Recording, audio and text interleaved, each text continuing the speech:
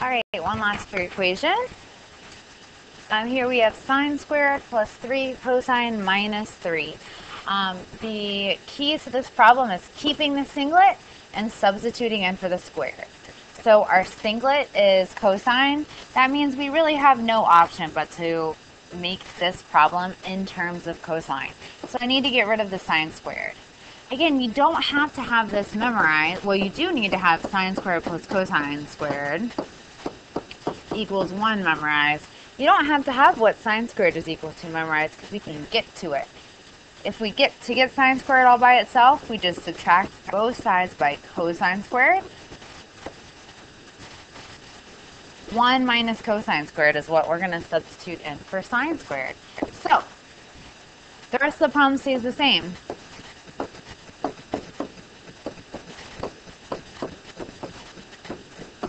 The only thing I'm changing is I'm putting 1 minus cosine squared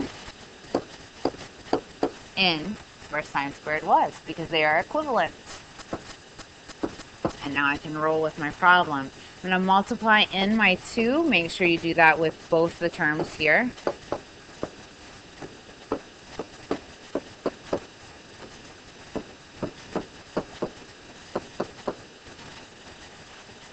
Combine my like terms. 2 minus 3 is negative 1.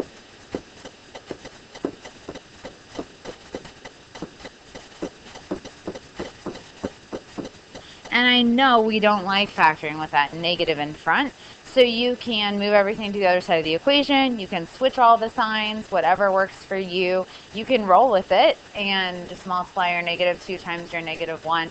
I think I'll go ahead and switch all those signs. So I'm going to have positive 2 cosine squared minus 3 cosine plus 1. And what I effectively did there was multiply both sides of my equation by negative 1.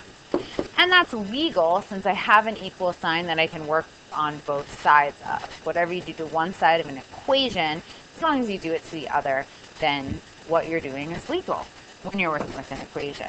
It's going to be different in a minute when we work with proofs. But we'll deal with that in our proofs problems. So I'm going to do 2 times 1 is 2. Two numbers that multiply to 2 and add to negative 3 are negative 2 and negative 1. Cool. I also will put this in terms of u for you because I think that helps. So I'm going to let cosine of x equal u.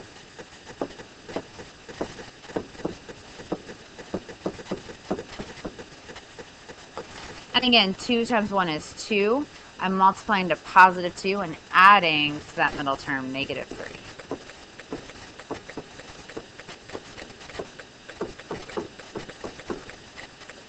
So the two numbers that multiply to negative 2 and add to negative 3 are negative 2 and negative 1. I can pull out a 2u from my first two terms here, and I'm left with u minus 1. Remember, you always have to pull down that middle sign. 1u and 1 have 1 in common, and factoring out that negative is going to switch those signs. That also makes my parentheses match, which is what I want.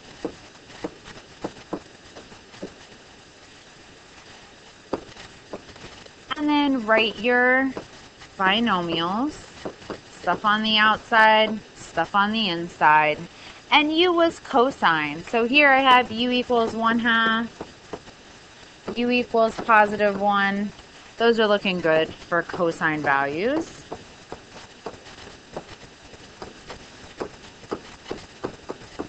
Cosine is 1 at pi.